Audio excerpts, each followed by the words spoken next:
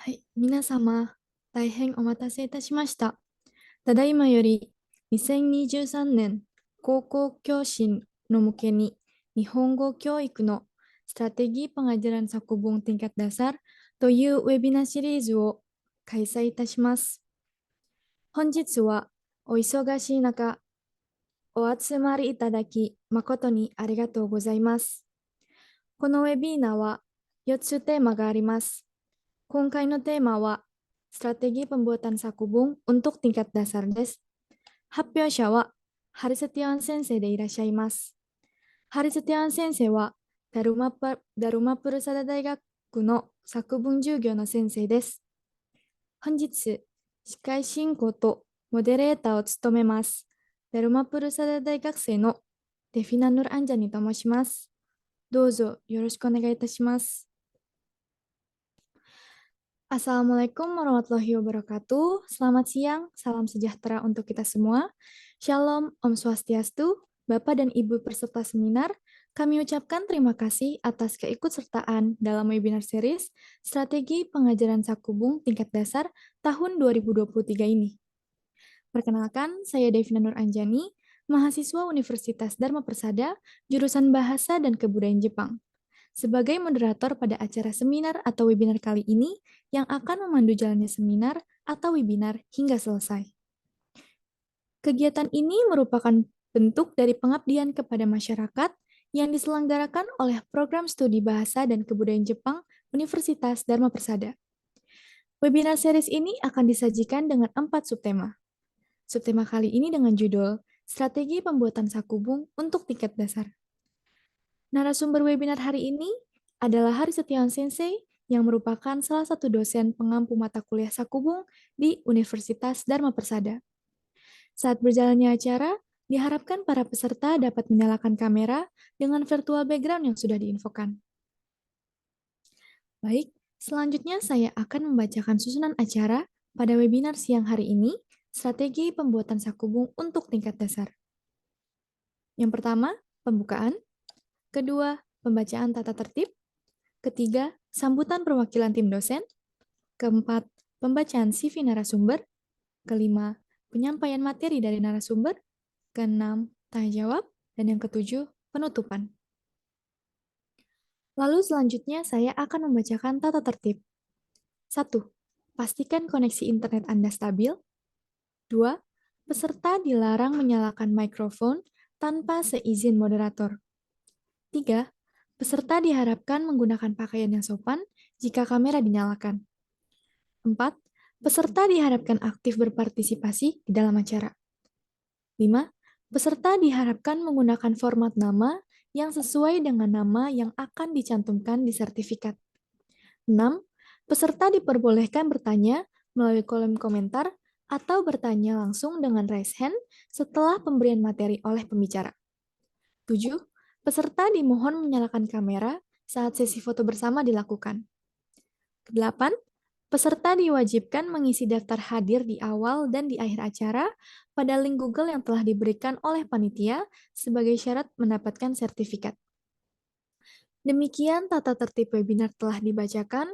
Kami harap para peserta dapat memahami dan tentunya mentaati peraturan yang telah disampaikan. Selanjutnya adalah sambutan dari salah satu tim dosen yang diwakilkan oleh Hargo Sensei. Dipersilahkan untuk Hargo Sensei untuk menyampaikan sambutan.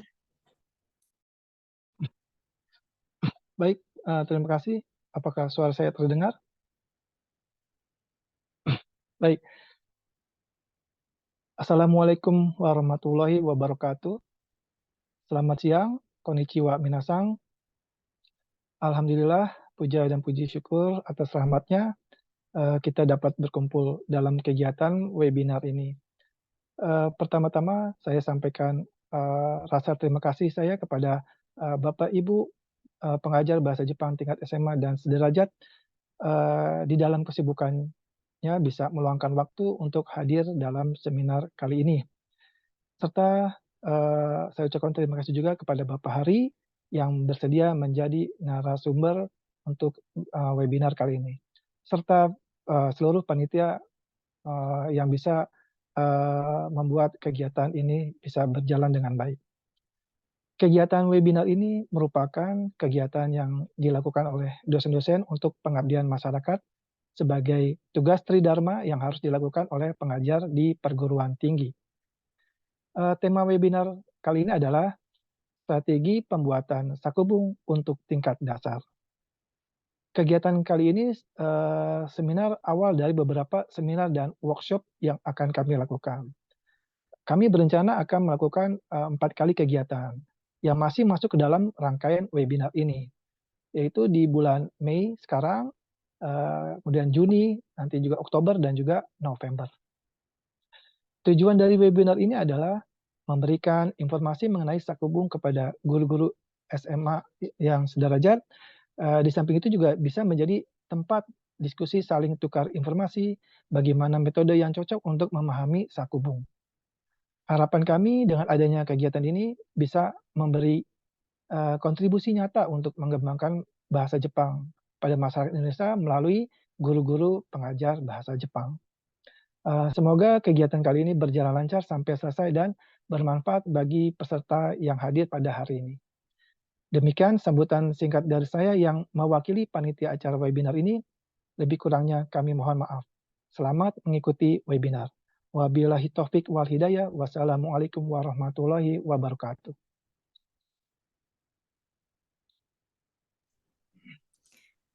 Baik, terima kasih atas sambutan dari Hargo Sensei. Selanjutnya, saya akan membacakan CV dari narasumber webinar hari ini, Hari Sensei.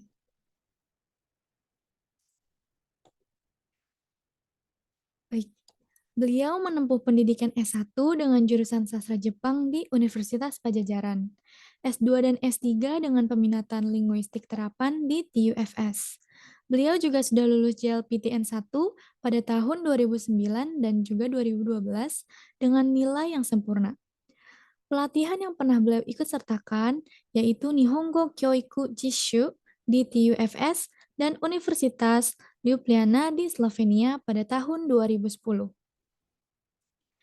Saat ini beliau sebagai dosen tetap di Universitas Dharma Persada pada program studi Bahasa dan Kebudayaan Jepang. Selain itu, beliau juga sebagai translator dan interpreter bahasa Jepang lepas, pengajar bahasa Indonesia di Japanesia.net, YouTuber di Japanese Channel, sering mengadakan kouryukai atau diskusi budaya tiap bulan. Pengalaman kerja beliau sebelumnya, beliau pernah bekerja sebagai guru bahasa Jepang di SMA Negeri 44, bekerja di travel agent di Jepang, bekerja di social media data analyst, pengajar bahasa Indonesia di TUFS, dan lainnya yang tidak bisa disebutkan satu-satu. Pengalaman beliau sudah sangat baik di dunia kebahasa Jepangan. Baik, acara selanjutnya adalah acara utama kita pada siang hari ini, yaitu webinar yang mengusung tema Strategi Pembuatan Sakubung untuk Tingkat Dasar, yang akan dibawakan oleh Hari Setiawan Sensei selaku dosen pengampu mata kuliah Sakubung di Universitas Dharma Persada yang tentunya telah hadir di antara kita. Tanpa menunggu lama lagi, langsung saja kita simak bersama-sama materi yang akan Hari Sensei sampaikan. Sebelum kita mulai, kami beritahukan bahwa kami akan membuka sesi tanya jawab di akhir pemaparan webinar. Para peserta jika memiliki pertanyaan terkait materi yang akan disampaikan setelah ini, silakan untuk menulis di kolom chat Zoom. Baik, Hari Sensei, waktu dan tempat kami persilahkan. Ya, terima kasih. Apakah suara saya kedengaran? Jelas ya. Oke. Ya, baik. Terima kasih. Pertama saya ucapkan terima kasih kepada para panitia, para rekan dosen, kemudian para mahasiswa yang sudah meluangkan waktu untuk melaksanakan kegiatan ini. Kemudian saya juga mengucapkan terima kasih kepada GMP Musyawarah Guru Mata Pelajaran Bahasa Jepang di wilayah Jabodetabek. Seperti yang sudah disampaikan, kegiatan ini merupakan bagian dari pengabdian kami sebagai dosen kepada masyarakat. Dalam hal ini masyarakat adalah para praktisi, ya, pembelajar bahasa Jepang. Jadi selain kegiatan ini, saya juga terlibat di kegiatan pengabdian yang lain yang tadi mungkin sudah disebutkan. Jadi ada kami juga melaksanakan kegiatan koryukai atau acara ngobrol-ngobrol dalam bahasa Jepang atau dalam bahasa Indonesia. Kebetulan di sini juga ada yang sering ikut, ada Dina Sensei ya, dari SMA 4 Cibinong. Terima kasih Dina Sensei. Jadi untuk Bapak Ibu yang ingin mengembangkan bahasa Jepangnya ya, itu bisa mengikuti kegiatan yang saya lakukan tiap bulan. Nanti infonya bisa dari Dina Sensei ya. Karena tiap bulan itu selalu ada, setiap akhir bulan. Jadi mungkin tadi saya juga sudah disebutkan di bagian perkenalan. Jadi saya juga pernah mengajar di SMA, pernah mengajar di bahasa Jepang di SMA Negeri 44 waktu itu. Dan di situ saya merasakan bahwa sebagai guru bahasa Jepang di SMA, di SMK itu ada kondisi yang membuat kita sulit untuk mengembangkan kemampuan bahasa Jepang kita. Jadi kalau mau belajar itu tempatnya momennya itu sulit dicari. Jadi mau nggak mau kita harus berusaha sendiri. Walaupun ada kegiatan pertemuan MGMP atau MGJ, yaitu kadang yang saya alami itu kebanyakan fokus ke bagaimana cara kita mengajar gitu. Kebanyakan diskusi bikin soal seperti itu. Jadi kesempatan untuk belajar buat diri kita sendiri itu saya rasa waktu itu ya, yang saya alami itu kurang. Makanya setelah mengajar di kampus, terus dan sebagai dosen itu bisa mengabdikan diri kepada masyarakat. Nah ini adalah salah satu bentuk saya pengen secara pribadi itu menyediakan wadah kepada pengajar itu dosen lain juga ya untuk belajar untuk diri sendiri begitu ya, mengembangkan potensi kita sendiri terutama dalam bahasa Jepang. Baik, kita langsung saja ke materi yang akan saya sampaikan hari ini.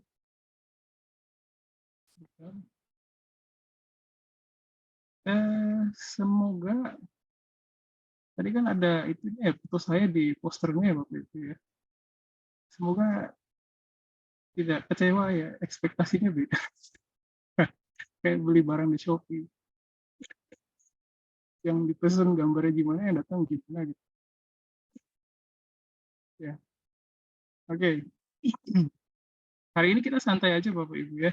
Jadi saya berharap bisa ngobrol banyak sama Bapak Ibu yang hadir di kegiatan ini hari ini. Jadi silakan kalau ada pertanyaan juga boleh kapan aja, nggak masalah. Mungkin bisa ditulis dulu di kolom komentar ya.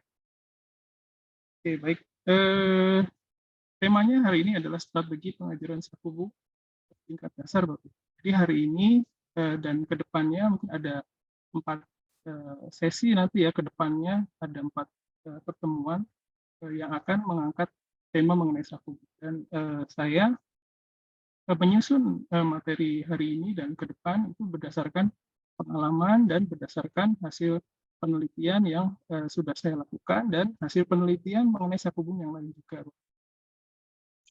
Dan berusaha menyediakan materi yang terjangkau. Yang terjangkau itu maksudnya Bapak Ibu dengan kondisi pencapaian bahasa Jepang Bapak Ibu masing-masing itu saya yakin bisa menjalankan materi ini. Baik, hari ini temanya ada bagiannya ada 4 bagian utamanya Bapak Ibu. Ada kendala, nanti kita akan membahas apa saja kendala yang kita hadapi sewaktu mau menulis sesuatu dalam bahasa Jepang. Terus nanti saya juga akan menyampaikan mengenai teorinya gimana sih supaya bisa menulis gitu ya dalam bahasa asing atau dalam hal ini bahasa Jepang ya. Kemudian nanti tidak hanya teori Bapak Ibu ya, nanti saya juga akan menyampaikan hal-hal konkret apa saja yang bisa kita lakukan supaya bisa meningkatkan kemampuan kita dalam bahasa Jepang. Nah, di sini Bapak Ibu bisa mengikuti materi ini baik sebagai pengajar bahasa Jepang ataupun sebagai pembelajar Bapak Ibu.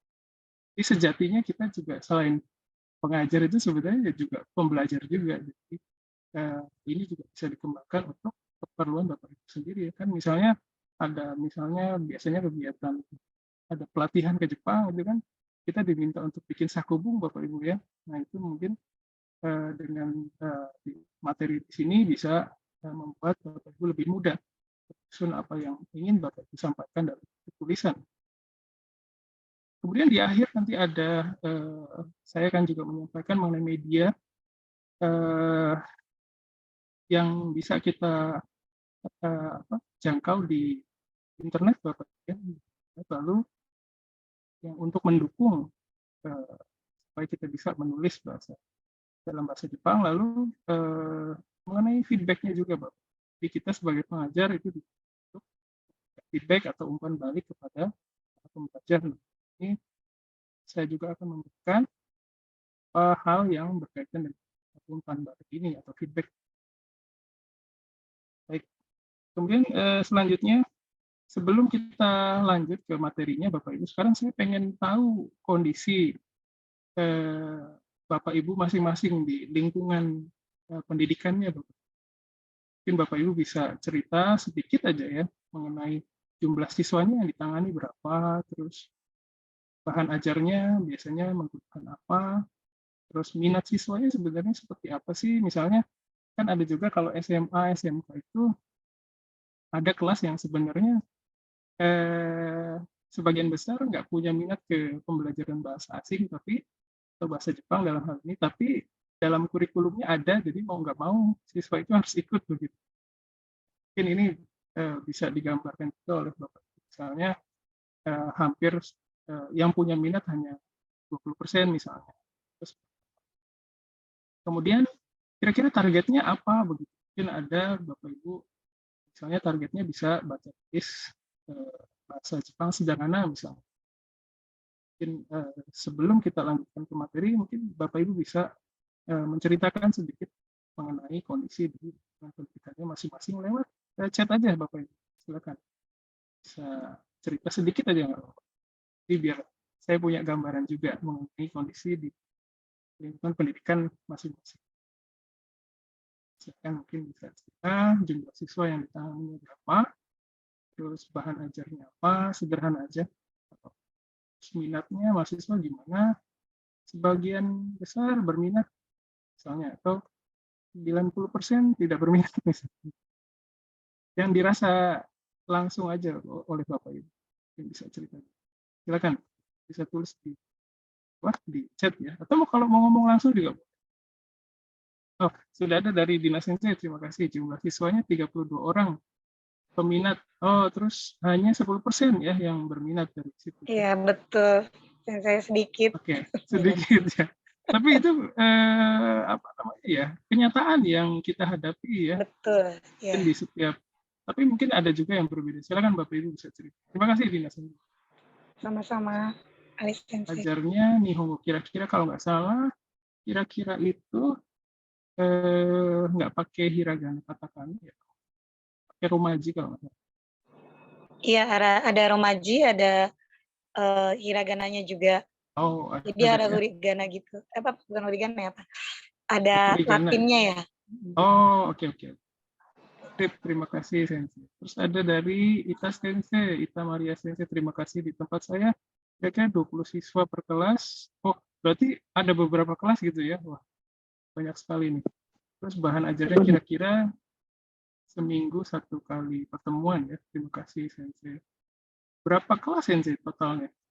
Sensei. Sensei ada 9 kelas.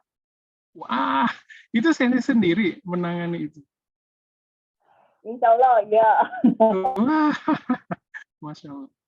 Besar sekali ini Sensei ya tanggung jawabnya ya. Ya, makasih Sensei. Ini berat nih Sensei. Terima kasih. Silakan ada lagi yang lain mau cerita. Oh, dari Siti Aisyah Sensei, terima kasih. SMAN 17 Kota Bekasi, jumlah siswa 228. Oh, 288, maaf. Peminatnya 10%. Dari situ sekitar 28 orang begitu ya kalau perhitungan kasarnya ya. Ini juga Siti Aisyah Sensei, ini juga lingkungannya cukup menantang ini ya. Terima kasih. Ada lagi yang mau cerita mungkin? Silakan. kurang lebih nggak beda-beda jauh mungkin ya. Jadi sebenarnya yang minat itu ya 10, sekitar segitu ya 10%. Syukur-syukur 20% begitu ya. Baik. Oke, baik, terima kasih kepada para sensei yang sudah berpartisipasi ya. Sensei, Ita Maria Sensei, dan Sensei yang sudah cerita tentang pendidikannya. Oke. Terus selanjutnya, Sensei, kita kan mau belajar tentang sakubung nih, tapi siapa tahu pemahaman mengenai sakubung itu apa sih sebenarnya gitu ya. Siapa tahu beda gitu ya. Jadi saya juga pengen tahu nih definisi dari sakubung menurut para sensei itu gimana? Ini nggak ada jawaban benar atau salah sensei ya. Silakan, nggak apa-apa saja. Bukan tes. Silakan. Menurut pendapat para sensei apa? Silakan bisa melalui chat.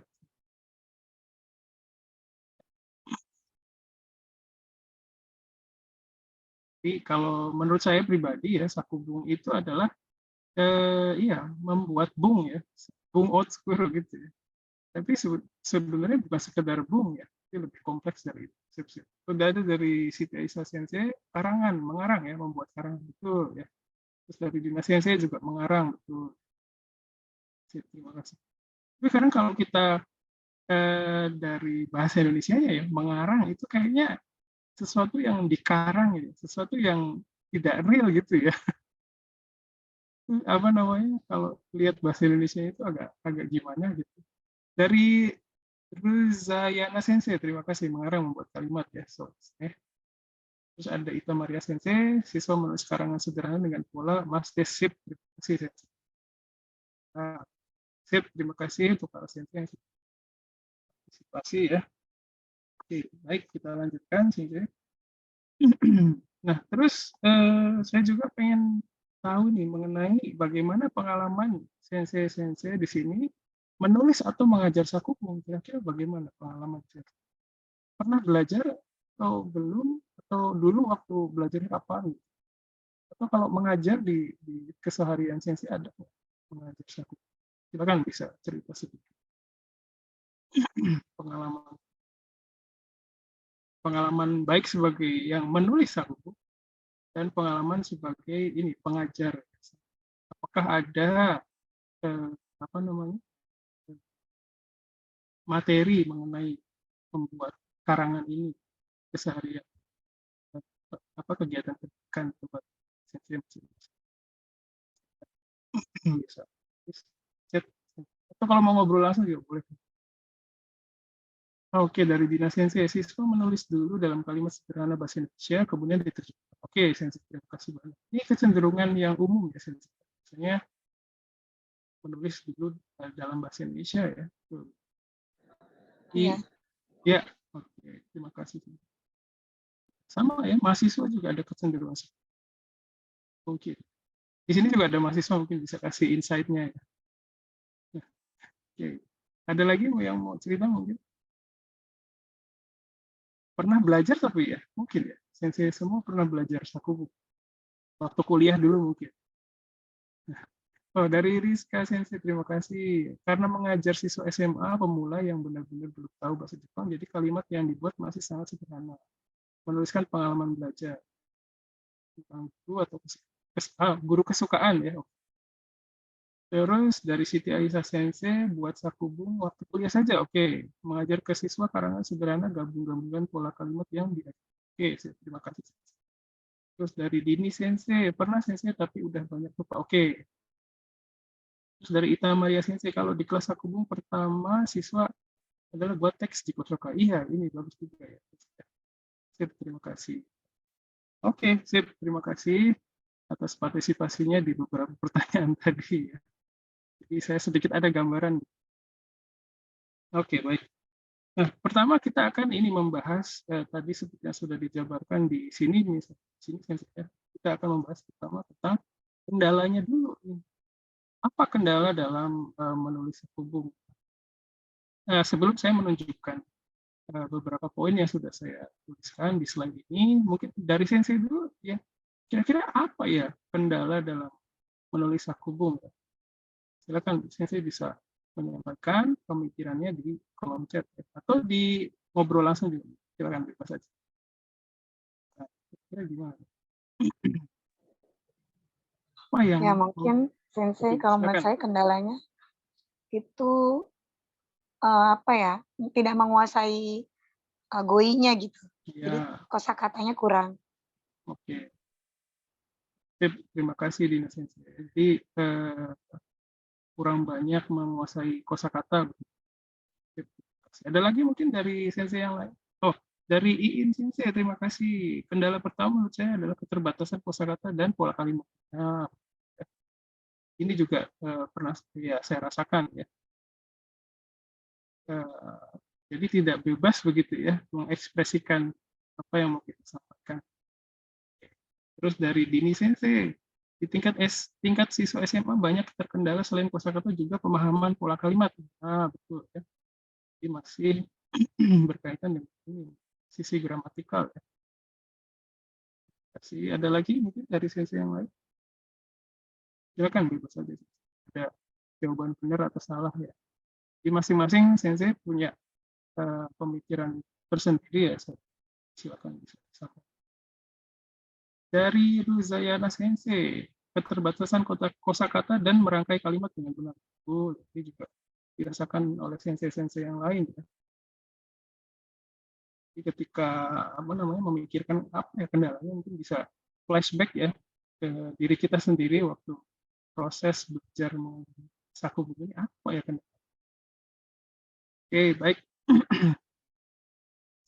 Responnya anak-anak selalu ayah susah ya. Oke, terima kasih. Ya, ini juga respon dari mencerminkan tadi Sensei ya. Jadi siswanya banyak, tapi sebenarnya yang punya minat itu nggak sama dengan jumlah siswanya. Ya, terima kasih. Oke, baik. Kita akan lanjutkan slide-nya dulu. Terima kasih atas kerjasamanya. Nah, untuk kendala ini saya bagi menjadi 2 poin. Pertama adalah kendala dari sisi kita sebagai pembelajar. Yang pertama itu adalah pertama yang berdasarkan pengalaman saya ini adalah ini, tidak biasa tulis dan baca. Mungkin kalau baca, ya baca sih. Sebenarnya kita melakukan kegiatan menulis, kegiatan membaca, tapi mungkin apa yang kita tulis, apa yang kita baca itu bukan sesuatu yang kompleks ya. Biasanya kalau yang suka media sosial mungkin ya sebenarnya menulis, tapi misalnya hanya menulis atau apa namanya caption gitu ya, sebatas informasi yang pendek-pendek begitu, jadi belum ada alur ceritanya. Kemudian kebiasaan membaca juga menurut saya banyak berpengaruh sih. Jadi kadang kalau kita suka baca itu kita jadi punya gambaran mengenai bahasa yang akan kita tulis begitu. Jadi contohnya yang paling gampang itu kalau kita suka baca novel ya, mungkin di sini ada yang suka baca novel ya. Jadi kalau kita suka baca novel itu kadang kita punya bayangan gitu. Kalau saya bisa deh nulis novel kayak gini gitu ya. Jadi kalau memang ada minat baca yang tinggi itu saya pikir jadi punya banyak referensi kalimat atau alur cerita ya mengenai apa yang kita minati ya. Ini pengaruh juga.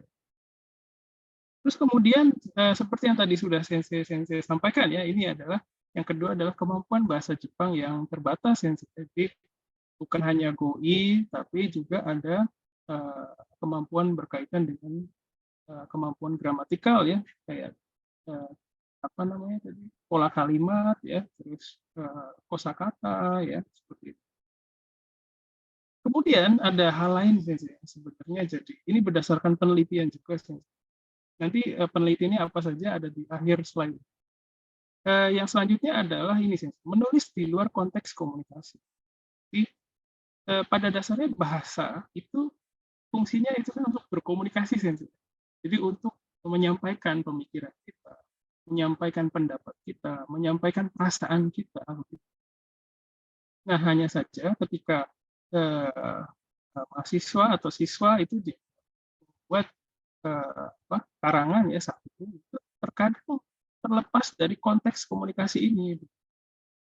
Salah satu buktinya adalah misalnya, biasanya kalau kita ikuti kelas sakubung gitu ya, yang membaca sakubung itu biasanya terbatas hanya yang menulis dan yang menilai saja.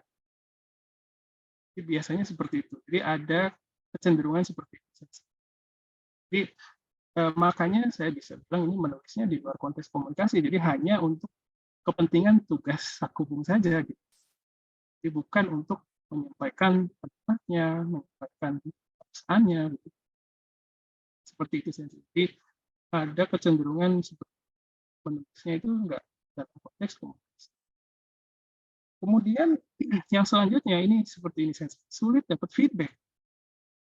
Jadi seperti yang tadi digambarkan oleh sensei-sensei ya, satu kelas 20, terus ada berapa kelas? 9 kelas. Wah, banyak sekali. Kalau misalnya memberikan feedback ya untuk 20 kali 9 berapa? Saya masuk bahasa soalnya matematikanya nggak bagus. 100 berapa? 180-an orang ya, sekitar 200 orang ya. Itu feedback yang dilakukan itu tentunya ya, perlu waktu dan tenaga sih. Jadi ini mungkin menjadi salah satu kendala ketika ini salah satu kendalanya dari sisi dua sisi sih ya, dari sisi pembelajar ataupun dari sisi pengajar juga ya. Pembelajar sulit mendapatkan feedback karena pengajarnya harus menangani banyak pembelajar gitu ya. Jadi sulit meluangkan waktu dan tenaga ya. Nah, kalau misalnya satu orang sensei memberikan feedback secara komprehensif ya kepada sakubung dari 200 anak, nah kita nggak bisa hidup, nggak manusiawi gitu ya. Terus kemudian ini juga berkaitan dengan yang tadi ya, menulis di luar konteks komunikasi. Jadi gini, tidak ada kesadaran dibaca. Jadi seperti yang tadi saya sudah ceritakan bahwa dalam penelitian mengenai sakubung ini menyebutkan bahwa sakubung kecenderungannya berakhir dibaca oleh yang menulis dan yang memeriksa saja. Jadi tidak ada kesadaran bahwa tulisan saya bakal dibaca oleh orang lain gitu, selain yang memeriksa. Nah, ini juga katanya dianggap sebagai hal yang menjadi kendala. Masih ada sih, masih ada. Ini masih belum selesai. Kendalanya banyak. Selanjutnya adalah ini sih. Nah, sekarang zaman sudah maju banget ya, disruptif ya.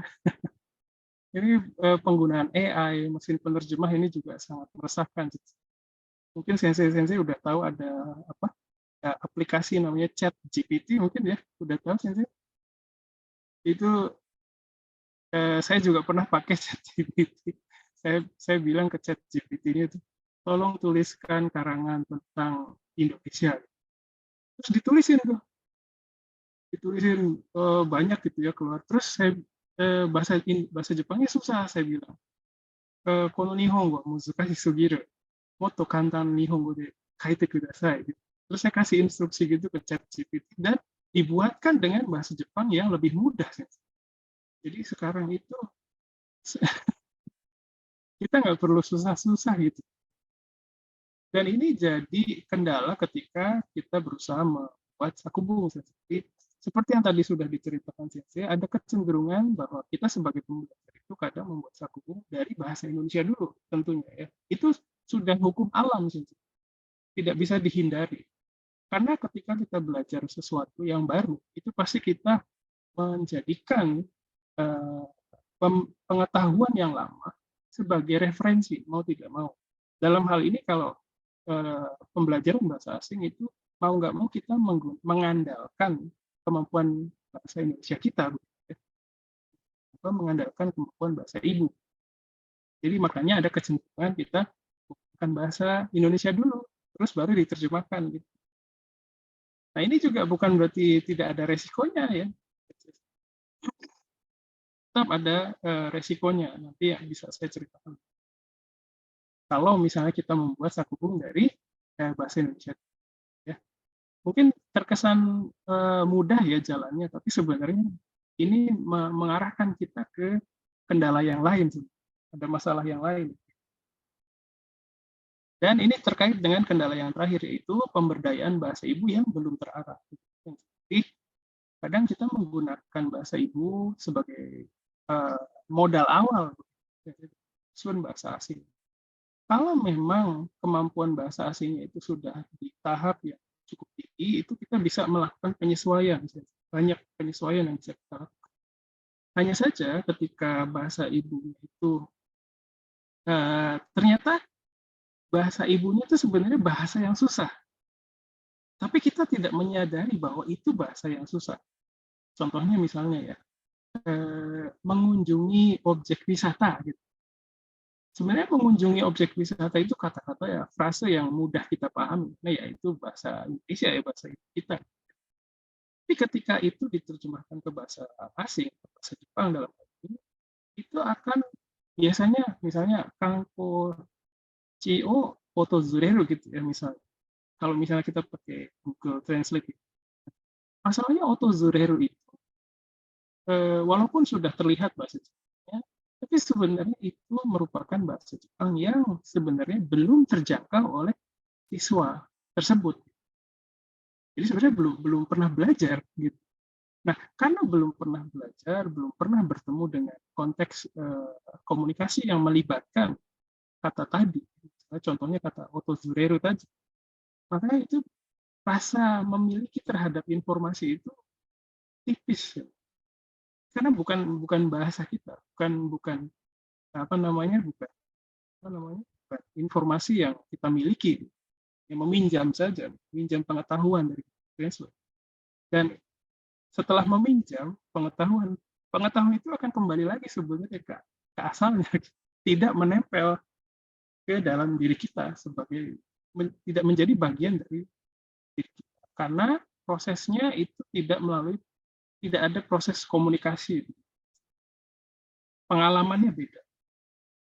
Jadi itu yang bisa saya gambarkan sebagai kendala yang dialami oleh pembelajar. Nah, sekarang saya akan jabarkan mengenai kendala yang dialami oleh pengajar. Yang pertama adalah ini saja, tidak cukup waktu dan tenaga untuk memberikan feedback. Tadi sudah disebutkan. Terus yang selanjutnya adalah ini saja.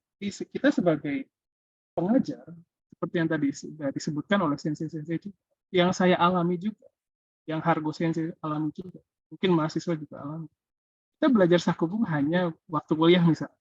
Jadi pengalaman menulis atau kalau misalnya sehari-harinya pun nggak ada, kecuali kalau sensei yang misalnya memang hobi menulis, itu beda lah. Jadi pengalaman menulis ini juga menurut saya sangat berpengaruh ke bagaimana kita merespon tulisan orang. Oke. Nah, selanjutnya saya akan menjabarkan mengenai teorinya saja. Gimana nih teorinya supaya bisa menulis bahasa Jepang dengan baik. Nah, kali ini karena berkaitan dengan waktu, ya saya pengennya sih komunikasi dengan sensei yang ada di sini semua, tapi kita maju dulu sensei. Nah, teorinya yang pertama adalah seperti tadi ya, ada dua sudut pandang, teori dari kita sebagai pembelajar dan teori dari yang bisa kita lakukan sebagai pengajar. Yang pertama dari pembelajar dulu, yang pertama adalah ini tentunya, banyak membaca. Jadi kalau kita banyak membaca, kita akan memiliki banyak referensi,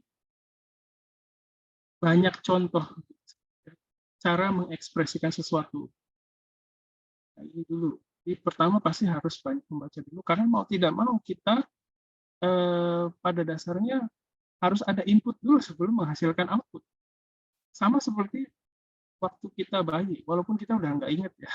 Untuk sensei-sensei yang udah punya anak mungkin bisa memahami ini, atau yang punya keponakan, gitu, ya, lihat kecil, pertumbuhan anak kecil. Jadi anak kecil itu punya waktu yang panjang sekali untuk menerima input bahasa. Jadi makanya kalau kita sebagai orang tua sebaiknya jangan pakai bahasa, ngikutin bahasa bayi ya. Misalnya, oh mau minum cucu, iya. Itu nanti input yang masuk seperti itu, Sen. Jadi makanya sebaiknya kita gunakan ya bahasa orang dewasa aja. Oh mau minum susu ya, bentar ya. Gitu. Nah, itu akan masuk sebagai input dan akan menjadi membangun, istilahnya kasarnya membangun cetakan-cetakan bahasa di dalam diri si anak kecil itu. Nah, itu juga berlaku untuk kita sebagai pembelajar bahasa asing. Kalau kita banyak input, dalam hal ini kalau kita mau outputnya berarti menulis, berarti harus ya input berupa membaca. Kita lanjutkan dulu Sensei ya. Terus yang kedua adalah memberdayakan bahasa Jepang yang sudah ada. Nah, ini yang sulit Sensei. Jadi mungkin kita karena kecenderungannya membuat sakubung dari bahasa Indonesia dulu, mau tidak mau kita akan bertemu dengan bahasa Jepang yang tidak kita kenali, yang belum kita pelajari. Karena itu belum kita pelajari, karena itu bukan milik kita. Jadi sama dengan itu bukan bahasa kita, bukan pemikiran kita. Nah, karena bukan pemikiran kita, bukan bahasa kita, itu tidak akan melekat ke dalam diri kita. Jadi solusi yang paling, walaupun misalnya saya bahasa Jepangnya kan masih sederhana banget, nanti kayak anak kecil dong gitu bahasanya, kayaknya bahasanya lucu banget gitu bahasa Jepang. Nah, justru itu yang sebaiknya diberdayakan. Jadi tidak apa-apa menggunakan bahasa Jepang yang sudah ada saja gitu, yang sudah dipelajari, yang sudah diingat oleh siswanya.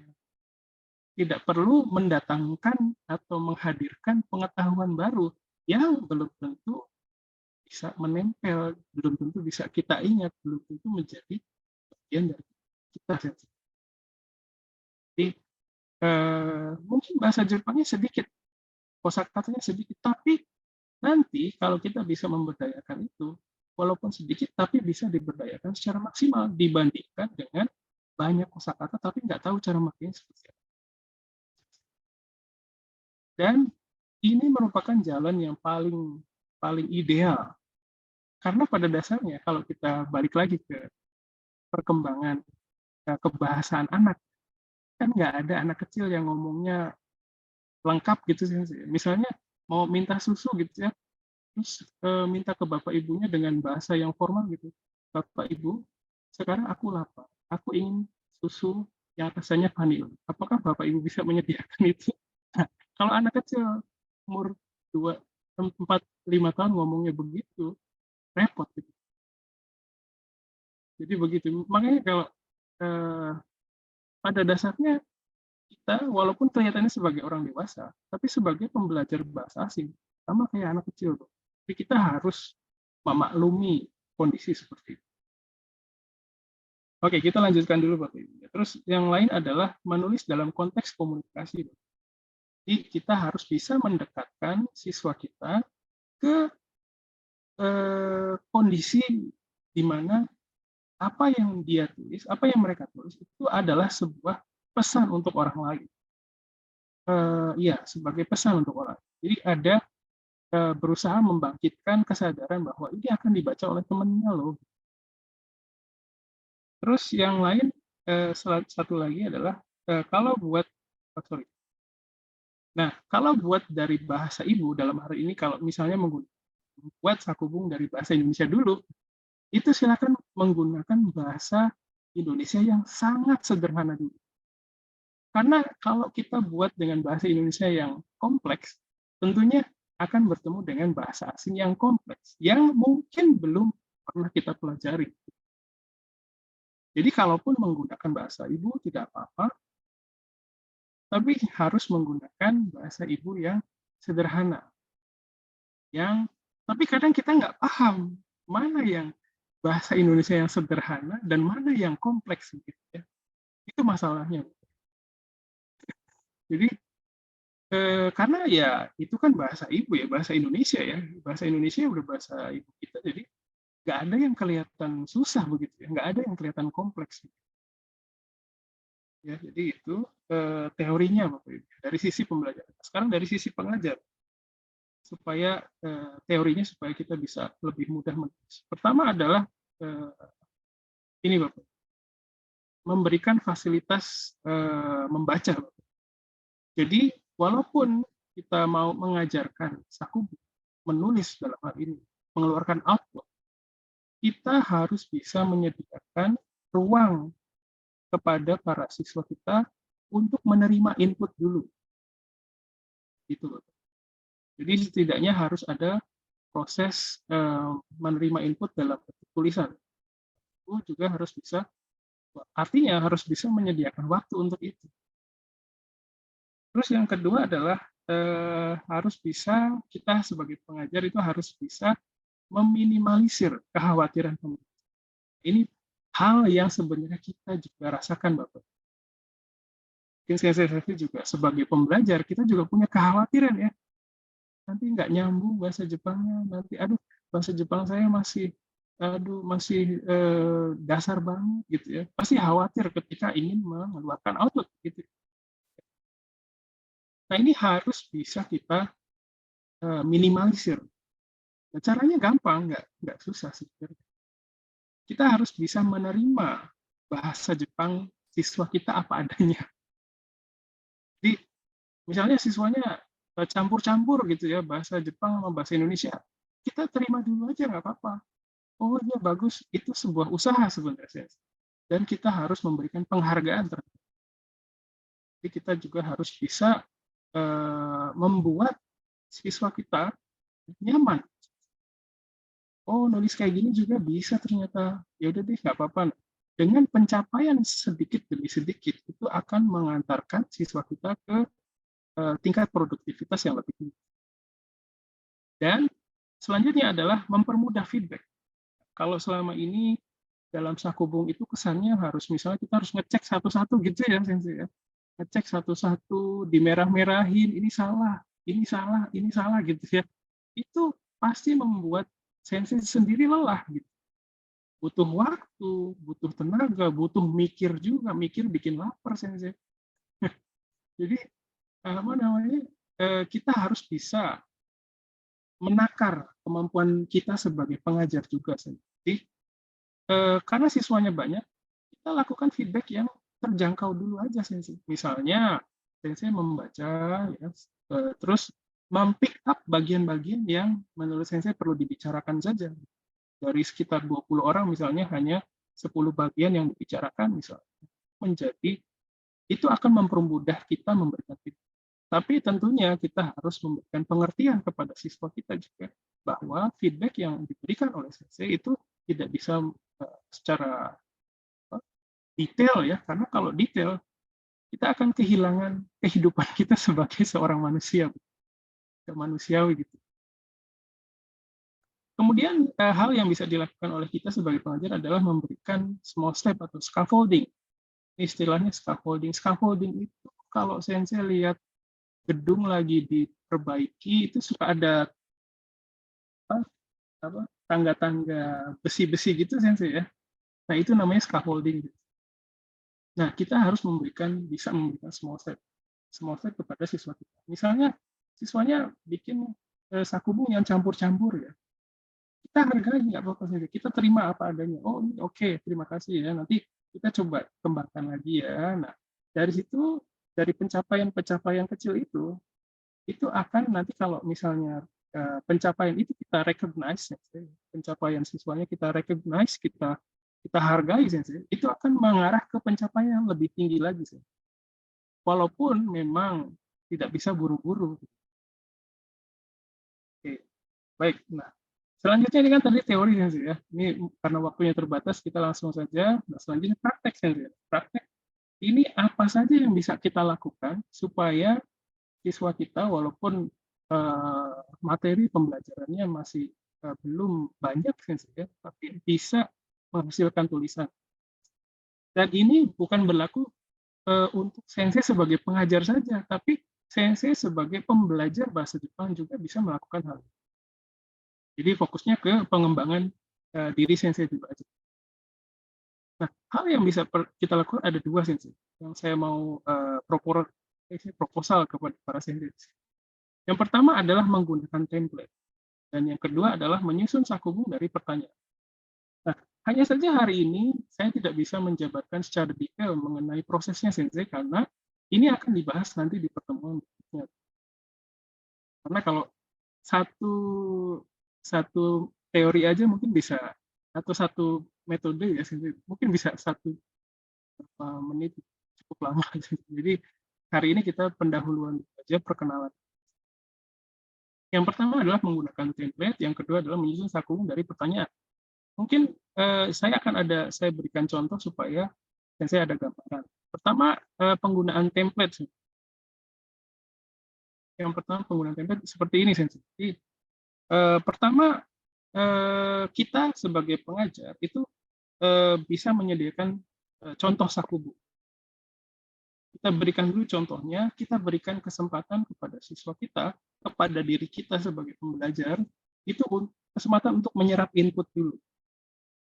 Kemudian, contoh saku buku ini diusahakan sedekat mungkin dengan kehidupan si penulisnya nanti. Misalnya siswanya yang mau nulis, diusahakan dekat dengan kehidupan siswanya, seperti tadi ya, ada shokai, ada guru kesukaan gitu ya, itu bagus sekali. Kita bisa mulai dengan dari kehidupan siswanya ya, atau kehidupan kita sebagai orang yang mau nulis saku buku. Nah, template-nya itu sudah jadi, hanya kita bisa mengganti informasi-informasi tertentu saja. Nah, dengan template ini kita bisa meningkatkan produktivitas. Jadi siswanya itu bisa menghasilkan produk yang berupa tulisan. Terus feedback-nya juga nggak begitu sulit, terlalu banyak gramatikal yang perlu dicek gitu. Terus ini juga bisa dikembangkan menjadi presentasi. Mungkin saya juga udah banyak yang mengaplikasikan ini. Hanya saja karena ini sebuah template, jadi mungkin ada kecenderungan siswanya itu tidak bebas berekspresi. Tapi ya tentunya ini bisa diatasi kalau sensei memberikan ruang. Silakan bisa diubah sedikit. Ini contohnya seperti ini, sensei. Contoh penggunaan template. Misalnya tentang kehidupan sekolah. Kyowa, misalnya contohnya, jadi saya hanya mengganti bagian yang merah saja, sensei. Misalnya contohnya ya, Kyowa 5時に起きました。そしてシャワーを浴びました。その後ご飯を食べました。misalnya nasi udukを食べました。それから、7時に学校に行きました。misalnya バスで行きました。学校で日本語を勉強しました。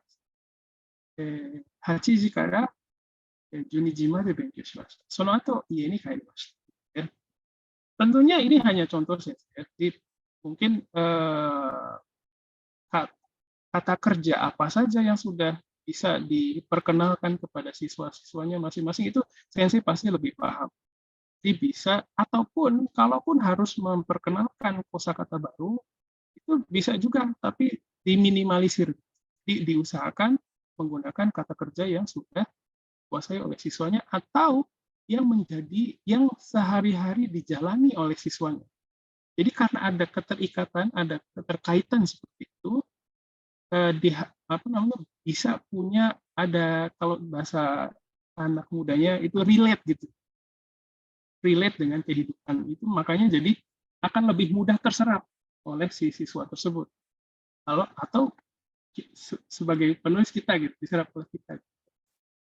Nah, ini juga ada contoh yang lain, Migacho, nanti sensei. Ini materinya bisa disampaikan nanti setelah ini dari PDF. Tidak usah khawatir. Kemudian ini contoh untuk penggunaan template. Jadi walaupun memang terkontrol, sensei, siswanya belum bisa banyak berkreasi, tapi setidaknya bisa mendekati, oh saya udah nulis nih gitu ya. Jadi ada pencapaian tersendiri, sensei. Walaupun itu masih sebuah template. Nah, kita berusaha memberikan rasa puas itu kepada siswa kita. Jadi di setiap, karena pembelajaran bahasa asing itu sulit untuk merasakan hasilnya. Mungkin saya juga pernah dalam kondisi seperti itu, misalnya ya, saya udah belajar bahasa Jepang tapi kayaknya nggak ngerasa bisa bahasa Jepang gitu kan ya. Itu karena memang sulit mengenali kemajuan belajar kita, terutama kalau bahasa asing ya kan. Bahasa asing mau nggak mau outputnya berupa bicara, berupa tulisan gitu ya. Ya itu sangat sulit dirasakan.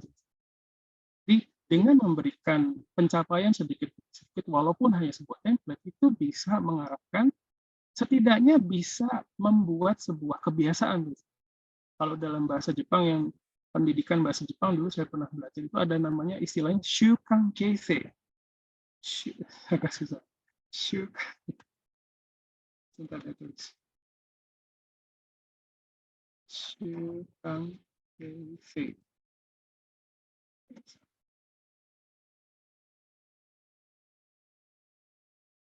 Salah lagi. Nah ini Sensei. Jadi membentuk, oh salah.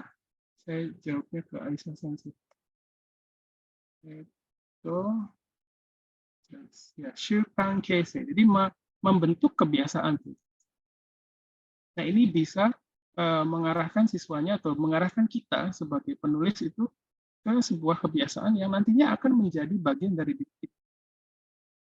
Nah ini contoh untuk penggunaan template. Yang selanjutnya adalah ini Sensei. Menyusun sakubung dari pertanyaan. Nah, metodenya bisa macam-macam. Kita bisa menyediakan di pertanyaannya itu bisa kita sediakan, kita sebagai pengajar menyediakan pertanyaan kepada siswa, atau bisa juga dibalik Sensei, ya. Misalnya dari karangan yang sudah ada, coba diklik dari situ, dibuat pertanyaan gitu. Nanti secara konkret saya kasih tahu. Terus selanjutnya adalah memanfaatkan 5W1H. 5W1H masih mungkin Sensei paham 5W1H? Apa aja ya? What? Where, who, What, where, when. who, when, Why gitu ya, when ya, why, how. dan how. Ya, jadi ini bisa kita manfaatkan.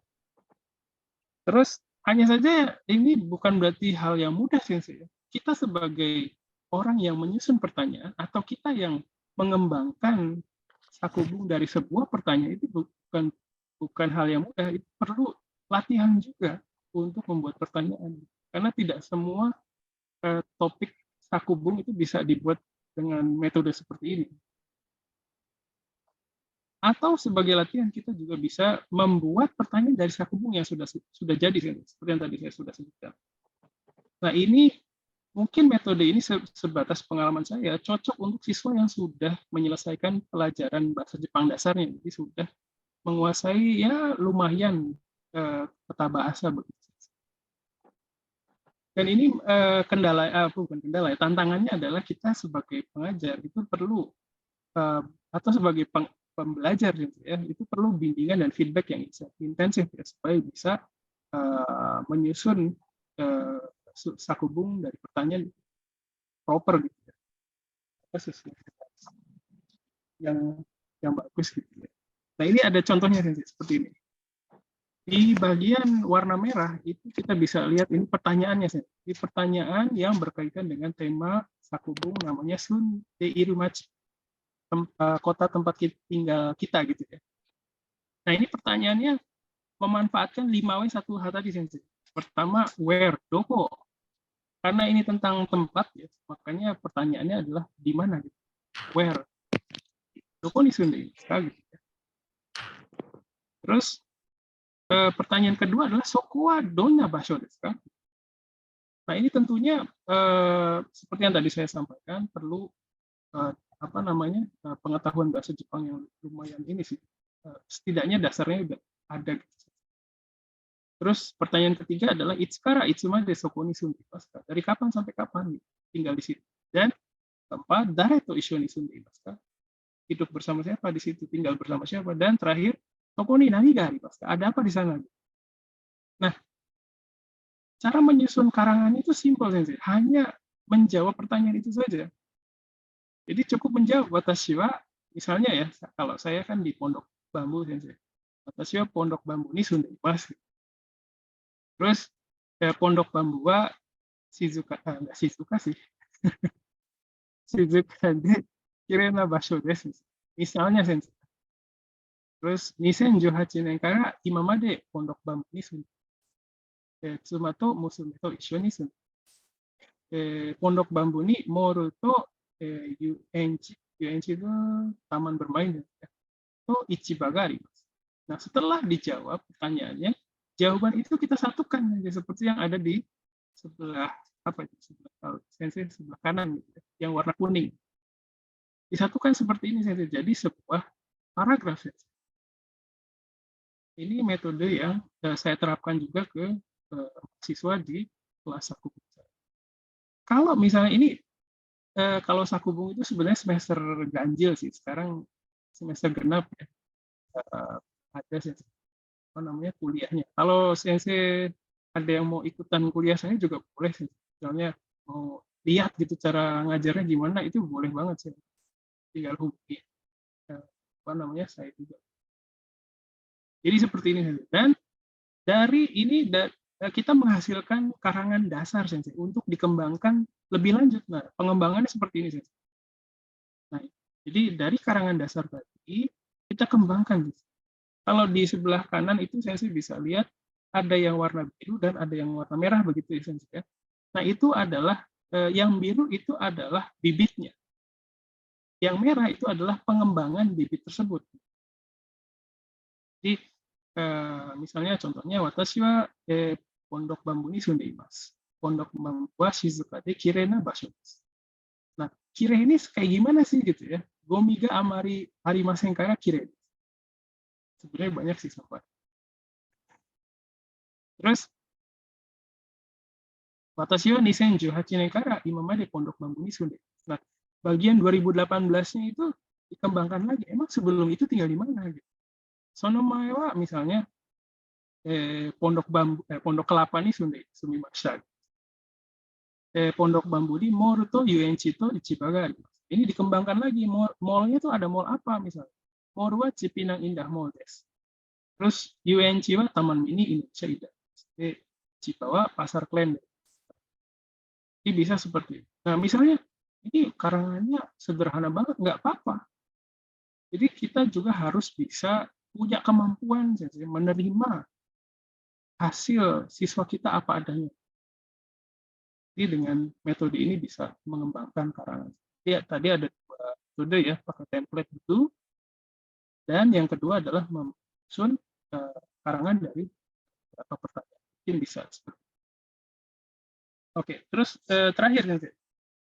Selanjutnya saya akan menjabarkan mengenai media apa saja yang bisa kita gunakan untuk mendukung proses kita belajar dan mengajar Sakubung ini, dan bagaimana cara memberikan feedback yang baik kepada diri kita sebagai pembelajar atau sebagai pengajar pembelajar yang lain. Pertama ini medianya. Medianya dibagi menjadi 2 sih. Media untuk input, berarti kita membaca ya. Terus yang kedua adalah media untuk outputnya. Yang pertama ini sih ada. Nanti saya sebutkan beberapa website sensei ya. Jadi sensei bisa akses ke ini. Contohnya watanoshi. Ini dibacanya watanoshi.com. Nah, di sini kita bisa membaca Sakubung atau tulisan bahasa Jepang berdasarkan level kemampuan bahasa Jepangnya. Jadi misalnya kita pengen baca tulisan di level N4 gitu ya. Nah, itu bisa sensei. Bisa memilih menu N4 gitu ya, terus nanti akan muncul tulisan-tulisan yang memuat tulisan dengan pengetahuan bahasa Jepang seputar N4. Temanya macam-macam. Terus ada juga tadoku.org. Tadoku.org ini juga memuat berbagai macam bacaan dari yang mudah sampai yang sulit. Tapi rata-rata yang mudah sih. Kemudian ada juga yomujp.com. Ini juga sama menyediakan bacaan yang dari yang mudah ke yang susah. Ada juga Yomimono Ippai, juga ada maca.jp.com juga mungkin ada beberapa sensei yang sudah pernah lihat maca ini ya. Ada juga marugotoweb.jp, sini juga ada bacaan. Ada juga ini sensei, NHK Web News Web Easy. Ini juga sering saya gunakan di perkuliahan. Jadi, ada di situ di NHK News Web Easy itu ada berita, di situ ada memuat banyak berita, sensei. Hanya saja dituliskan dalam bahasa Jepang yang mudah. Yasashi Nihongo. Terus ada juga Nihongo Gakushu Tokuhon, ada Hirogaru Nihongo.jp, mungkin ini pernah diperkenalkan oleh pihak JF juga. Terus ada juga Ehong. Ini media yang bisa digunakan kita gunakan sebagai input dulu buat kita sebagai pembelajar atau kita sebagai pengajar. Nah, selanjutnya media yang kita gunakan untuk outputnya sih.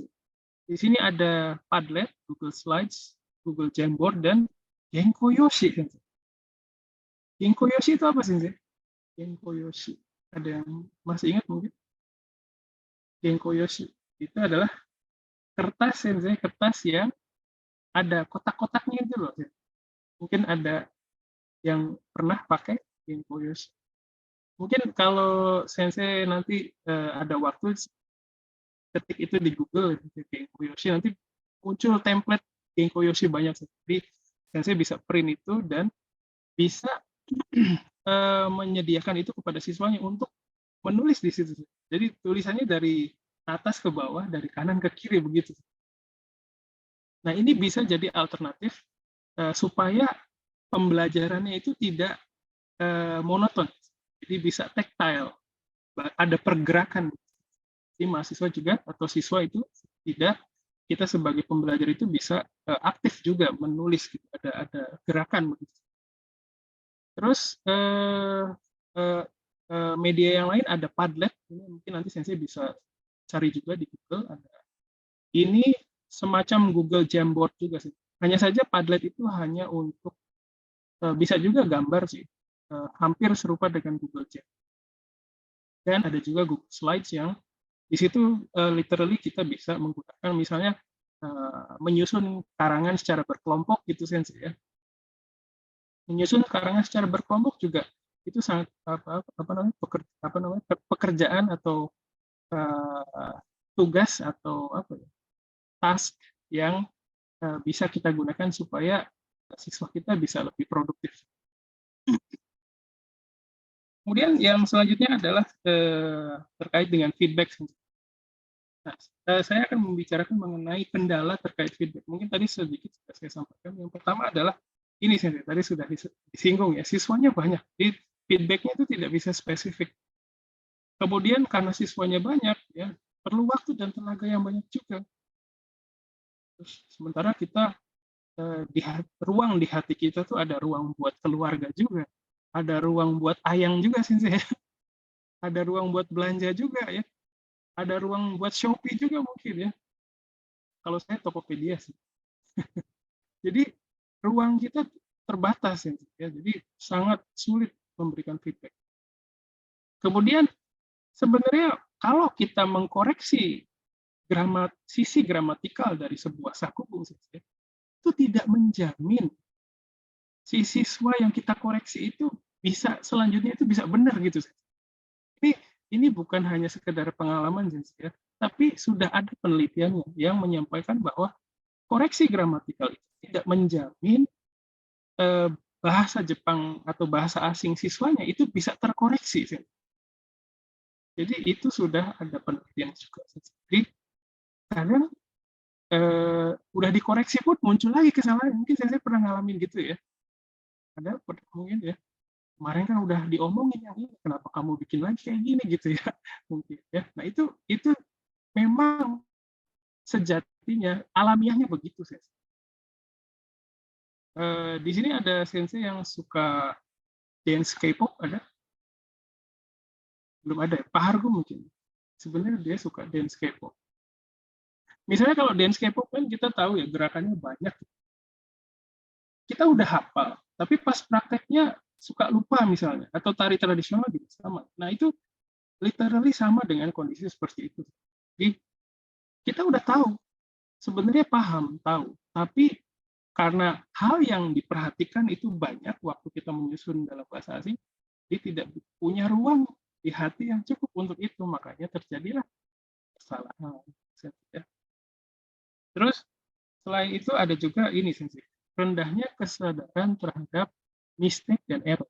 Ini sebenarnya kesalahan yang kita buat sebagai pembelajar bahasa asing itu sebenarnya ada juga peneliti yang melihat itu sebagai itu bukan kesalahan, itu proses menuju kebenaran gitu. Nah, kesalahan yang kita lakukan ketika membuat ya, atau menghasilkan bahasa asing itu sebenarnya ada dua jenis. Ada namanya mistake, istilah ilmiahnya, ada juga yang disebut error. Mistake itu adalah kesalahan yang dibuat karena apa ya, sebenarnya udah tahu, tapi karena banyak yang harus diperhatikan terjadi kesalahan begitu. Istilahnya terlewatkan. Itu namanya mistake. Dan kalau error itu adalah kesalahan yang muncul karena ketidakpahaman. Jadi pengetahuannya belum ada. Wajar kalau terjadi kesalahan begitu. Kemudian error ini juga sebenarnya ada dua, ada intra-language error, ada juga inter-language error. Ada error yang disebabkan karena keterlibatan bahasa asing lain. Misalnya kita membuat kesalahan karena kita menggunakan tata bahasa Indonesia, tapi dalam bentuk bahasa Jepang. Nah, itu ada keterlibatan bahasa lain di dalam error kita. Ada juga intra-language error yang berasal dari pemahaman kita terhadap bahasa tersebut. Misalnya, contoh yang paling gampang itu, misalnya, Kino Pang-o Tabemas. Kira-kira errornya di mana? Kino Pang-o Tabemas.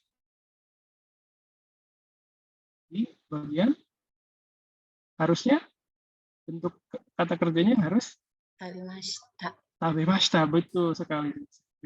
Ya.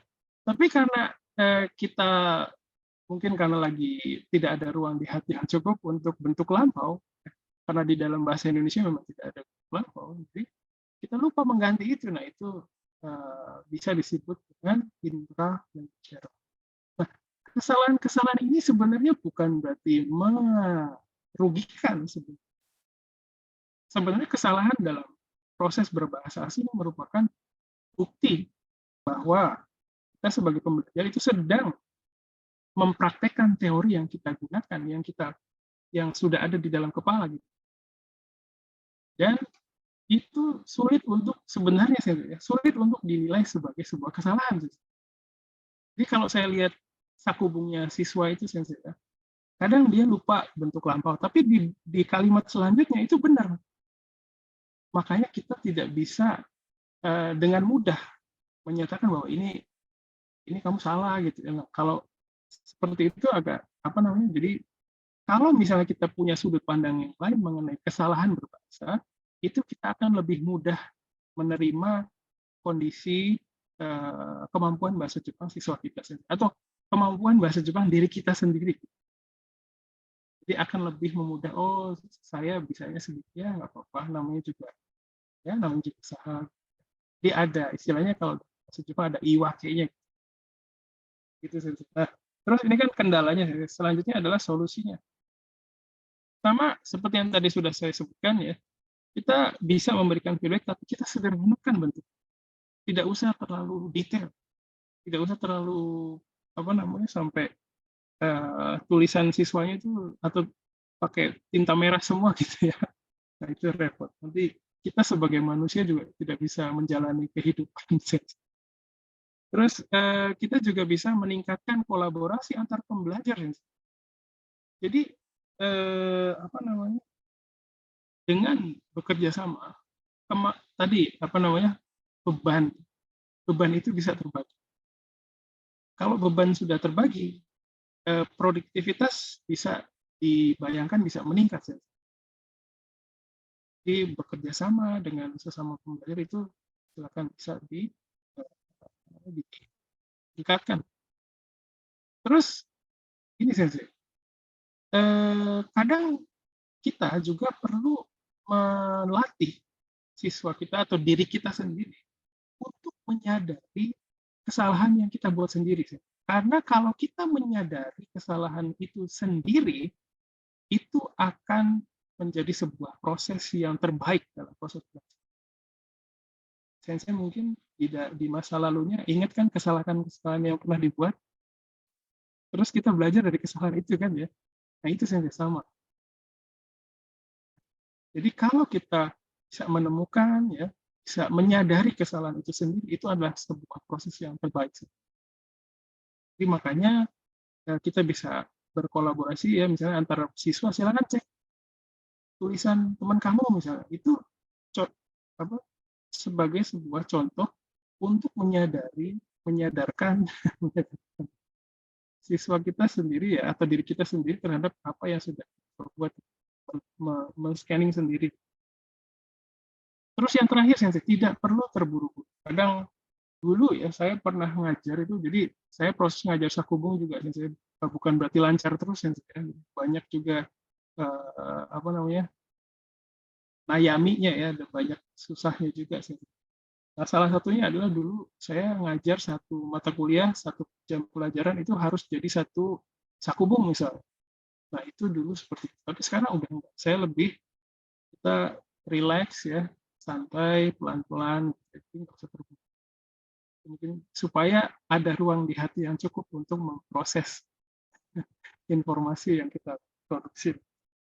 Jadi itu, Sensei, ya, kita sudah melihat ada kendalanya apa saja, teorinya supaya bisa menulis itu apa saja, terus prakteknya hal-hal konkret yang bisa kita lakukan juga sudah sebutkan tadi, dan terakhir mengenai media yang bisa kita gunakan untuk input dan output-nya, dan sedikit share mengenai bagaimana melaksanakan feedback supaya kita sebagai pengajar atau sebagai pembelajar bisa melihat sakubung ini nggak terlalu kompleks, nggak terlalu susah, beban kita bisa berkurang. Nah, materi ini juga nanti bisa di-share oleh pihak panitia dalam bentuk PDF, jadi kalau misalnya itu bisa dilihat. Kemudian nanti rekaman video ini juga rencananya akan dimuat YouTube-nya, channel YouTube-nya Prodi Bahasa dan Kebudayaan Jepang Unsada. Jadi nanti misalnya ada sensei temennya yang mau ikut terus melewatkan sesi ini, bisa belajar dulu dari video tersebut, video ini hari ini. Terus ini referensi yang saya gunakan, ada beberapa yang mungkin belum saya masukkan sebenarnya, nanti bisa saya cantumkan lagi. Itu saja dari saya, mohon maaf agak lama. Terima kasih. Wassalamualaikum warahmatullahi wabarakatuh. Terima kasih.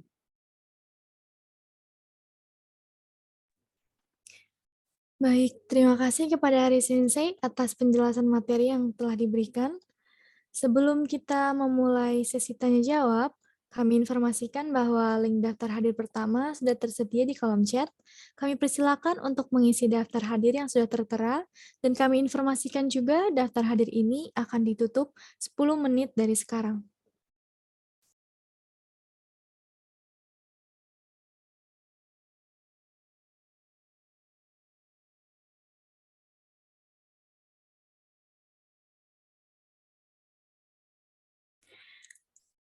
Dan kepada para peserta yang sudah mengisi daftar hadir dan juga mungkin sudah punya pertanyaan, silahkan boleh langsung ditanyakan lewat kolom chat Zoom.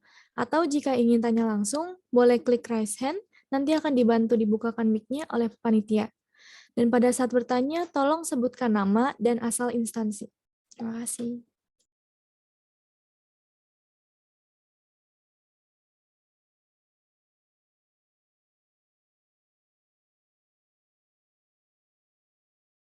Kalau belum ada yang bertanya, boleh saya tanya? Kira-kira yang di sini paling lama pengalaman mengajarnya berapa lama sih? Mungkin bisa cerita pengalaman mengajar sebagai pengajar yang 10 tahun lebih ada kali.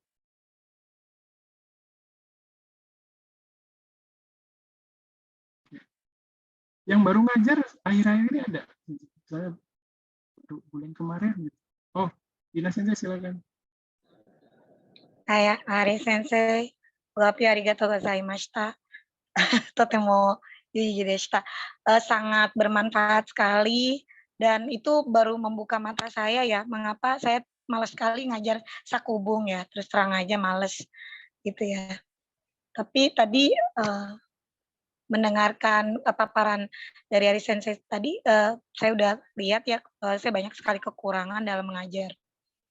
Nah, yang ingin saya tanyakan, kan kalau mengajar bahasa Jepang itu harus belajar huruf dulu, ya. Sedangkan anak tuh banyak yang males belajar huruf gitu. Apakah Sakubung itu bisa diajarkan dengan huruf Latin gitu? Terima kasih Hari Sensei sebelumnya. Ya, boleh langsung saya jawab. Baik, terima kasih Dina Sensei. Ya. Saya juga senang bisa sharing sama teman-teman yang mengajar di tempat lain gitu. Ada dari Rizka Sensei udah 7 tahun mengajar, banyak banget. Ada yang 17 tahun juga, waduh, senpai.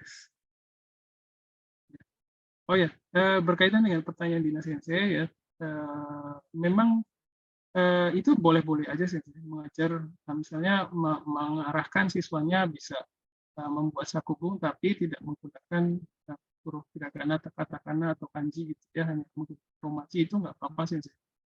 Mungkin yang bisa kita arahkan adalah mengarahkan siswanya ini menulis dalam konteks komunikasi tadi sih. Misalnya kita sama-sama cari teman, itu sebenarnya gini sih, di kantor pos Jepang kan punya websitenya sih. Di situ itu ada kita bisa mendaftarkan untuk mendapatkan penpel. Penpel itu apa ya? Sahabat pena ya. Nah, kita bisa mendaftarkan diri kita dulu, kita nyoba misalnya sebagai pengajar ya, mendaftarkan diri untuk mendapatkan penpel ya. Terus nanti akan dicarikan oleh pihak pos Jepang ini sahabat penanya. Nah, siapa tahu dengan mendaftarkan siswa kita ke situ memunculkan kemungkinan komunikasi antara siswa kita dengan orang Jepang secara nyata gitu, real gitu. Nah, kalau misalnya memang hal tadi sulit dilaksanakan, kita juga bisa menggunakan hal-hal yang dekat dengan kehidupan siswa kita, misalnya berkomunikasi di Twitter ya atau di Instagram, bisa sendiri. Dari siswa itu sendiri akan muncul pemikiran, oh tapi nggak apa-apa, awalnya pakai romaji dulu gitu ya, tapi nanti misalnya diarahkan ke sana pakai Twitter atau komunikasi dengan Jepang real gitu ya, itu akan muncul kebutuhan sendiri untuk mempelajari huruf-huruf yang lain gitu. Oh kayaknya setelah mengalami pakai romaji kayaknya emang perlu deh gitu ya. Jadi butuh itu karena ada kondisi yang mengharuskan dia menulis dengan huruf Jepangnya gitu. Mungkin sedikit demi sedikit bisa diarahkan ke sana. Jadi tidak perlu buru-buru. Jadi untuk meningkatkan produktivitas dulu, nggak apa-apa pakai romaji dulu. Nanti diarahkan supaya ke arah hasil tulisannya itu bisa dalam kondisi untuk berkomunikasi dengan orang Jepang dalam berbagai platform ya, sekarang kan banyak sih. Nah, dari situ bisa sedikit-sedikit mengarahkan supaya siswanya itu merasakan sendiri, oh saya perlu deh kayaknya belajar hurufnya gitu. Seperti itu Sensei. Terima kasih. Terima kasih Ari Sensei.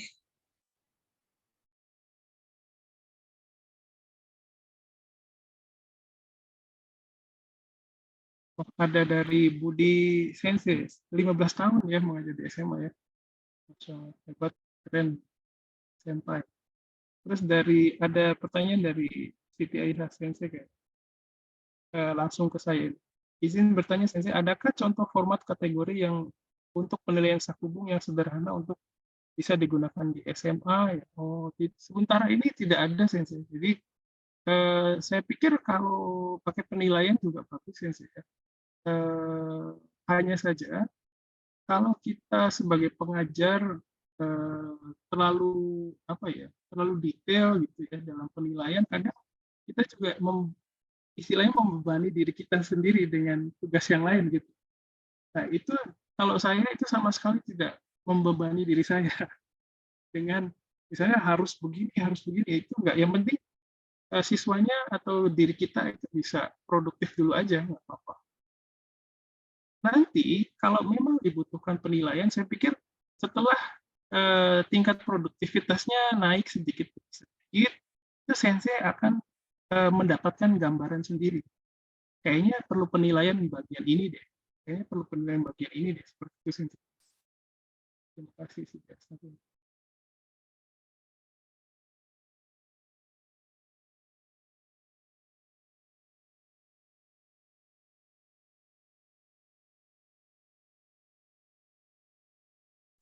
Baik, apakah masih ada yang ingin bertanya? Boleh ditulis di kolom chat atau raise hand langsung.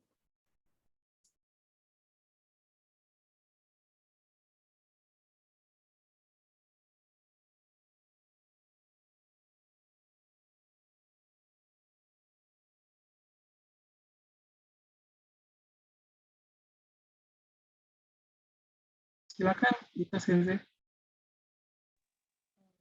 Terima kasih, izin Sensei. Dari pengalaman saya beberapa tahun pembelajaran berkaitan dengan kebun, justru saya memberikan instruksi kepada siswa bahwa saat membuat kebun, buatlah dalam bahasa Indonesia terlebih dahulu, dengan harapan tinggal menerjemahkan. Tapi betul seperti yang saya sampaikan, ketemulah kosakata yang apa ini belum dipelajari atau akhirnya malah melebar ke materi lain, Pak. Lalu apakah hal tersebut kurang baik atau gimana? Nah, yang kedua, saya mohon maaf, misalnya lagi saya memberikan kebun dengan tugas, saya memberikan teks dalam bahasa Indonesia dengan harapan siswa bisa menerjemahkannya dalam bahasa Jepang seperti pemahaman saya sebagai guru. Untuk hal seperti itu bagaimana Sensei? Tambahan juga yang dari Sensei tadi bahwa salah satunya dengan penggunaan template ataupun berupa pertanyaan lalu jawaban dan ubah menjadi sebuah karang sederhana, itu saya termasuk jarang menggunakan Sensei. Jadi karena 1 jam pelajaran 1 minggunya, target belajar saya tidak banyak. Oleh karenanya, apakah yang tadi saya tanyakan, saya memberikan pemahaman kepada siswa Indonesianya dulu. Ternyata betul ada akhir pada pola pembuatan kalimatnya ke sana kemari. Terima kasih. Baik, terima kasih Ika Maria Sensei. Jadi dulu juga mungkin saya pernah begitu Sensei. Jadi membuat karangan dan proses. Saya juga pernah nulis itu sebagai pembelajar, sebagai pengajar juga pernah mengajari. Saya memberikan pelajaran ke arah seperti itu ya Sensei. Tapi setelah beberapa lama mengajar sakubung itu pada dasarnya gini Sensei. Kalau kita memberikan membuat sakubung dalam bahasa Indonesia itu, pertama risiko yang sudah mungkin saya juga alami melihat siswanya itu menggunakan bahasa Jepang yang sebenarnya tidak ketahui begitu. Nah, apa yang terjadi di dalam diri siswanya itu mungkin adalah dengan kondisi seperti itu dia seperti meminjam pengetahuan gitu tempat lain begitu saja.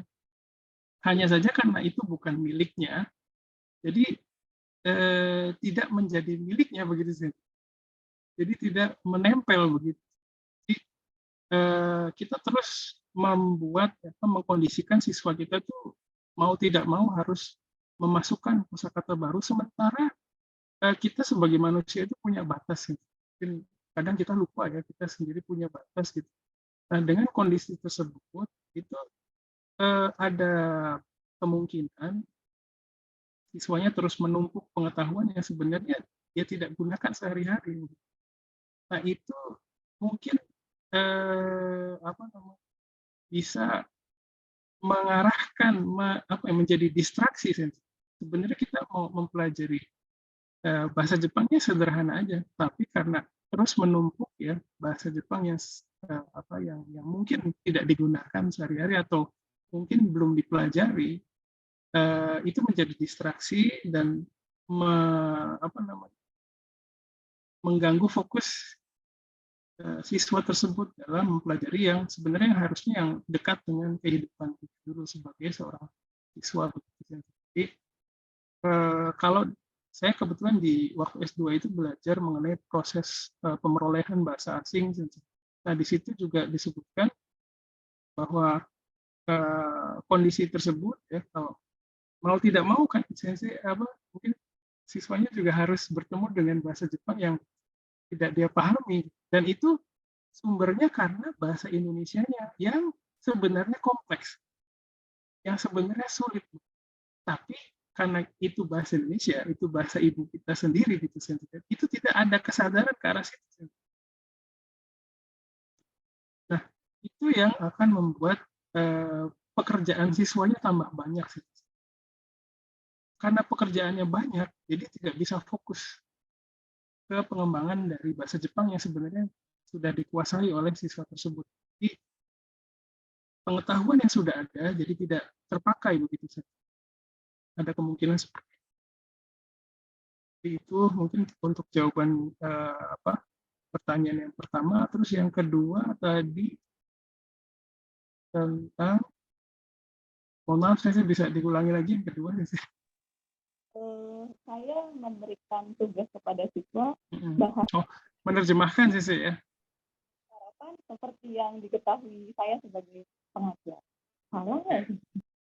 Ya, baik, terima kasih. Jadi sebenarnya metode belajar bahasa asing dengan cara penerjemahan ya, itu metode yang paling paling lama digunakan oleh pengajar bahasa asing, bahasa Jepang atau bahasa Inggris ya, atau bahasa yang lain. Dan itu salah satu yang tradisional sekali yang banyak digunakan.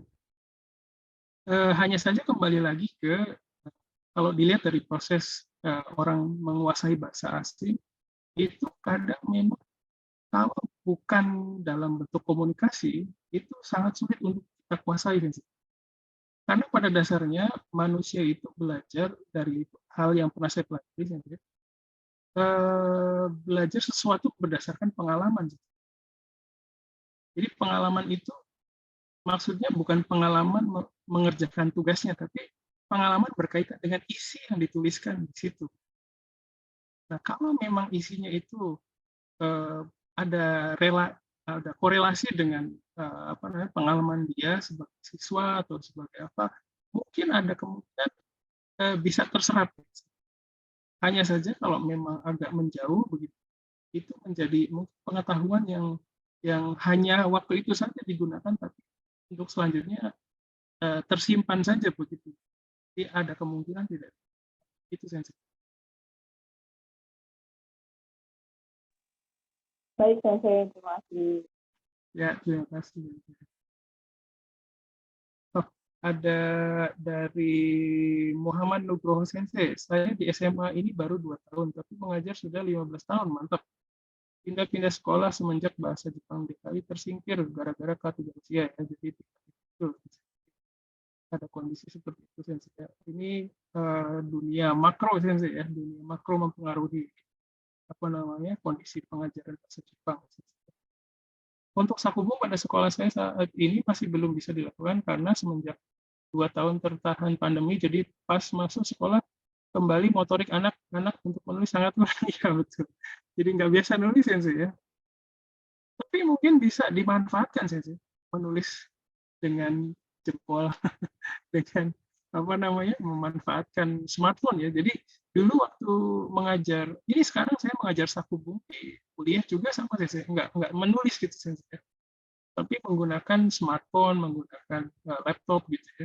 Jadi memberdayakan yang siswanya bisa dulu sih. Jadi enggak. Kalau menulis pakai tangan itu sifatnya eventual gitu, sifatnya itu kayak event gitu aja, sekali-sekali aja buat supaya ada pengalaman tersendiri. Dan menulisnya itu kalau bisa di Genko Yoshida, jadi menulisnya itu dari atas ke bawah, kanan ke kiri gitu.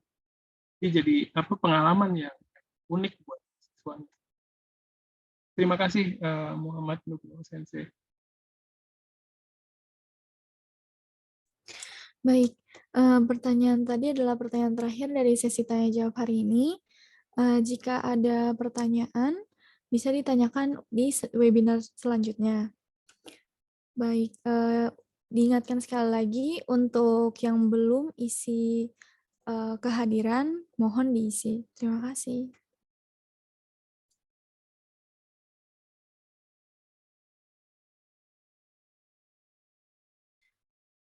Baik. Saya boleh ngobrol sedikit lagi? Hai.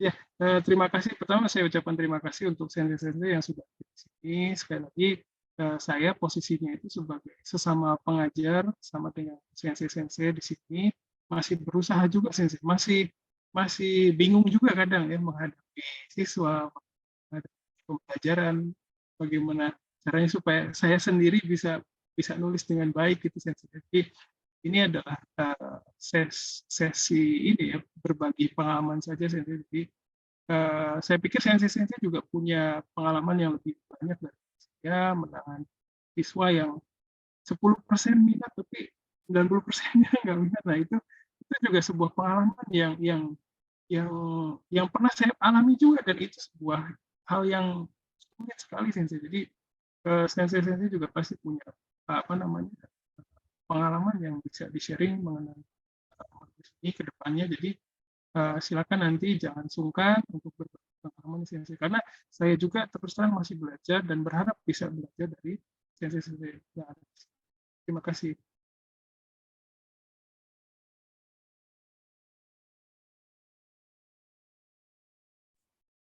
Baik, terima kasih atas pertanyaan dari Bapak Ibu peserta seminar dan juga jawaban dari Harian Sensei. Selanjutnya adalah pembacaan rangkuman webinar hari ini. Kegiatan webinar ini merupakan bagian dari pelaksanaan Tridharma Perguruan Tinggi, yakni pengabdian masyarakat. Bagian yang dibahas dalam webinar kali ini adalah yang pertama, mengenai kendala dalam menulis bahasa Jepang. Kedua, teori menulis dalam bahasa Jepang. Ketiga, praktek. Dan keempat, media dan feedback atau media pendukung.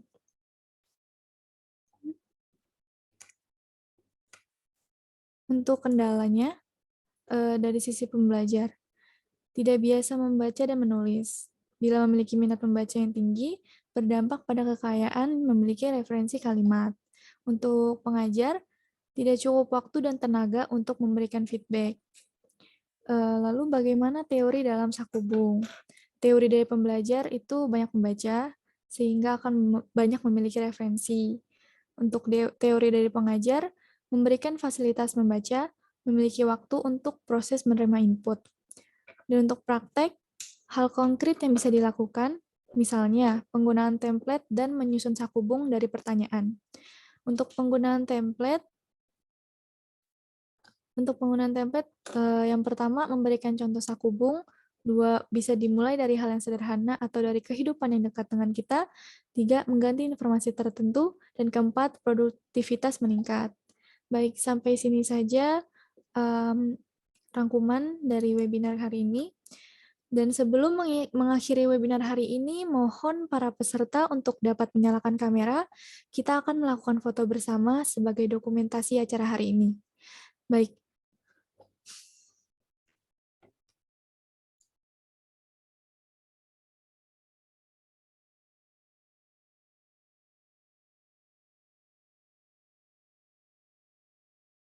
Baik. 1, 2, 3. Sekali lagi. 1, 2, 3.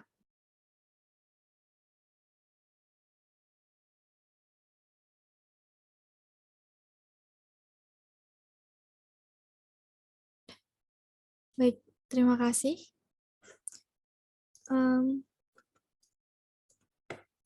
Baik, terima kasih kepada para peserta atas ketersediaannya untuk melakukan foto bersama. Terima kasih para peserta atas waktunya dalam mengikuti webinar hari ini. Semoga webinar hari ini dapat menambah pengetahuan untuk kita semua. Dan untuk webinar selanjutnya akan dilaksanakan pada Sabtu, tanggal 10 Juni 2023, dengan tema pelatihan pembuatan sakubung untuk tingkat dasar. Diharapkan peserta saat ini juga dapat ikut serta dalam webinar selanjutnya, karena merupakan webinar lanjutan dari hari ini. はい、皆様お疲れ様でした。誠にありがとうございました。ありがとうございました。ありがとうございました。ありがとうございま Terima す。 kasih. Terima kasih. Terima kasih. Terima kasih Sensei, sehat selalu. Otsukare sama desu. Otsukare sama desa. Izin, Lin. Assalamualaikum. Assalamualaikum.